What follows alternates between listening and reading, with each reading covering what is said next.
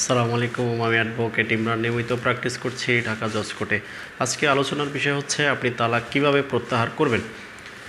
আপনি যদি আমার চ্যানেলের নতুন ভিউয়ার হয়ে থাকেন তাহলে অবশ্যই আমার চ্যানেলটি সাবস্ক্রাইব করে সাথে থাকবেন, আর যদি আপনি ইতিমধ্যেই সাবস্ক্রাইব করে থাকেন তাহলে অসংখ্য ধন্যবাদ।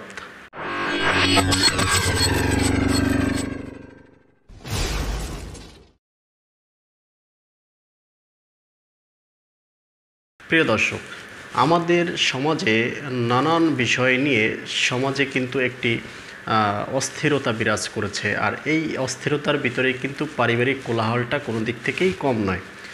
ঢাকার ভিতরে এবং সারা বাংলাদেশে কিন্তু ডিভোর্সের যে হার সেটি কিন্তু সারা বাংলাদেশের তুলনায় ঢাকাতে অত্যন্ত বেশি, তাই বলে সারা বাংলাদেশেও কিন্তু একেবারে কম না। এখন এই যে ডিভোর্সগুলো হচ্ছে সমাজে, একটা বাচ্চা, দুইটা বাচ্চা বা একাধিক বাচ্চা হওয়ার পরেও কিন্তু ডিভোর্স হচ্ছে। আবার দেখা যায় যে শুধুমাত্র ফ্যামিলি মাত্র শুরু করেছে তার ভিতরেও কিন্তু ডিভোর্স হয়ে যাচ্ছে। এতে করে কিন্তু সমাজের যে ভারসাম্যটা কিন্তু আর বজায় থাকতেছে না। ন্যায় নীতি বলতে গেলে আর কিছু এখন আর নেই সমাজে। এই যে একটা ব্যাধি, এই যে ডিভোর্স নামের একটা ব্যাধি ছড়িয়ে পড়েছে, এই সমাজে এই ডিভোর্স নামের এই ব্যাধি থেকে পরিত্রাণ পাওয়ার জন্য অবশ্যই সমাজের যে খারাপ দিকগুলো আছে সেগুলো পরিত্যাগ করতে হবে। মূল কথায় আসে, তালাক প্রত্যাহার করবেন কিভাবে। এর কারণ হলো, যদি আপনি একটি ডিভোর্স দিয়ে দেন, এই ডিভোর্স রাগের মাথায় হতে পারে, এই ডিভোর্স ঘরের ভিতরে একটি জয়ী ঝামেলা থেকে শুরু করে মারামারি হানাহানির পরে এই ডিভোর্স হতে পারে, এই ডিভোর্স কোনো ব্যক্তির কুপ্ররোচনায়ও হতে পারে। রাগের মাথায় যদি আপনি ডিভোর্স দিয়ে দেন, সেই ক্ষেত্রে কিন্তু এই ডিভোর্স প্রত্যাহার করার একটি সুযোগ রয়েছে।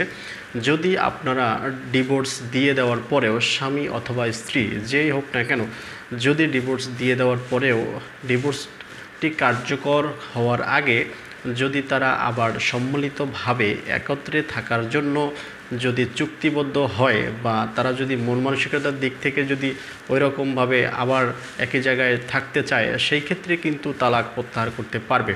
তালাক যদি স্বামী স্ত্রীকে দেয় বা স্ত্রী স্বামীকে দেয়, তাহলে যে ব্যক্তি কর্তৃক যাকে তালাক দিবে তাকে কিন্তু অবশ্যই নোটিশের মাধ্যমে জানাতে হবে। যেরকম আমরা ডিভোর্স দিয়ে দেওয়ার পর ডিভোর্সের নোটিশ পাঠিয়ে তাকে জানানো হয় যে তোমাকে ডিভোর্স দেওয়া হয়েছে, তোমার সাথে আজকের পর থেকে আর কোনো স্বামী স্ত্রীর সম্পর্ক থাকবে না।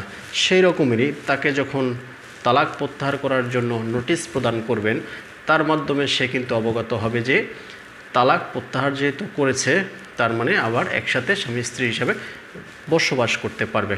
তালাক প্রত্যাহার করার যে নিয়মটি রয়েছে সেইটি হলো, আপনি যদি তালাক প্রত্যাহার করতে চান তাহলে আমাদের মাধ্যমে যদি তালাক প্রত্যাহার করতে চান, সেই ক্ষেত্রে আমরা যেটা করে থাকি, আমরা একটি নতুনভাবে অঙ্গীকারনামা তৈরি করি এবং সেই সাথে আমরা আরও যেটা করি যে তালাক যদি প্রত্যাহার করে তাহলে কিন্তু আমরা একটা নোটিশের মাধ্যমে এই যাকে তালাক প্রত্যাহার করলো যে ব্যক্তি, এই যে নোটিশের মাধ্যমে জানানো সম্পূর্ণ দায়িত্বটা কিন্তু আমরা নিয়ে থাকি। শুধুমাত্র আপনাদের কাজ হবে, আপনারা তালাক প্রত্যাহার করবেন এই সিদ্ধান্তটা নেবেন আর আমাদের কাছে আসবেন। আমরা কিন্তু এই তালাক প্রত্যাহারের সম্পূর্ণ দায়িত্ব নিয়ে আমরা করে দেব। আমরাও চাই না যে সমাজে এরকমভাবে প্রতিনিয়ত ডিভোর্সের হার বেড়ে যাক। এতে করে কিন্তু সমাজ একটা সময় নষ্ট হয়ে যাবে। সমাজে তখন আর মানুষের প্রতি মানুষের কোনো রেসপেক্ট থাকবে না। বিয়ে নামক যে একটা বিষয় রয়েছে এটাকে কিন্তু মানুষ খারাপভাবে সবার কাছে উপস্থাপন করবে। আমরা সেদিক থেকে এই জিনিসগুলোকে ব্যাধি থেকে মুক্তি করতে চাই। যে কোনো প্রয়োজনে আমি অ্যাডভোকেট ইমরান আছি সবসময় আপনাদের সাথে। যদি আমাকে প্রয়োজন হয় অবশ্যই স্ক্রিনে দেওয়া নম্বরে যোগাযোগ করতে পারেন, এছাড়া ইমেল করতে পারেন। আপনার যদি কোনো মূল্যবান মতামত থাকে অবশ্যই আমার কমেন্ট করে জানাতে পারেন। ভালো লাগলে চ্যানেলটি সাবস্ক্রাইব করতে পারেন। ধন্যবাদ সকলকে।